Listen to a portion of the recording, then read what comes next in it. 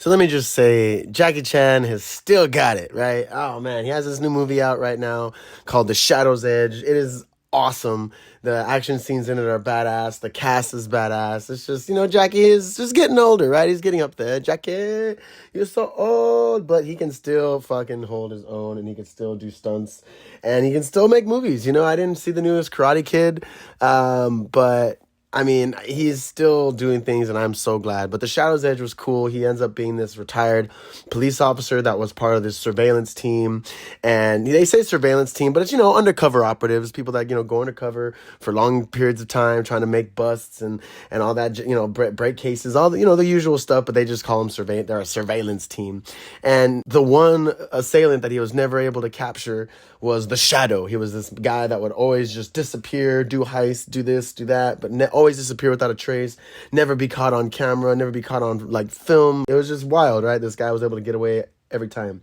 And now he's back and he has a new squad, a new team of shadow jumpers. And there's this young cast, right? All the guys that are in this group are awesome. It's like a random little K-pop group, but they are all badass. They can all fight. They're all trained. They're all kind of somewhat brothers. Brothers also in a sense where they all grew up together. And the Shadow is, pretty much their grandfather. I don't think they're actually related because they were living at this orphanage and he helped out the orphanage and everything in his past. And I guess that's one reason why he was able to disappear in the end, because he just wanted to be there for his boys. But then in the end, he ended up teaching them to do what he did.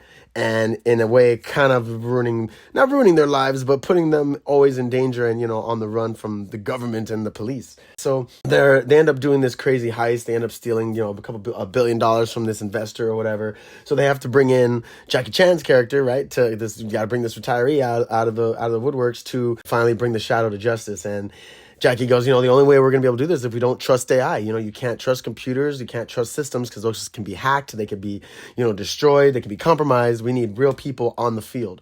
So he ends up putting together this surveillance team, this new undercover operative team with some of the more younger members of the police force and of the detective squad or whatever. And one of them ends up being his granddaughter. Apparently his friend that he was on the force with, his daughter is now, he adopted her in a sense because he ended up getting him killed. It's this whole sad story. Traditional good Jackie Chan film where there's actually emotional, satisfying backgrounds to these characters, but it's also just it may be a bit cliche, but it's also it's a good, the father died, no. So, the daughter of course has all this resentment against him, but everyone thinks that she's weak and that she will never live up to what her father did, that she's just a poster child. So he ends up making her the first person he puts into this surveillance team and then ends up training the team. Makes them all learn how to blend into the shadows, blend into their surroundings, be able to be alert, notice everything, and be able to document things and be able to know exactly what's going on. He breaks it down to her how she tailed him when they're trying to find him because they don't know where he is.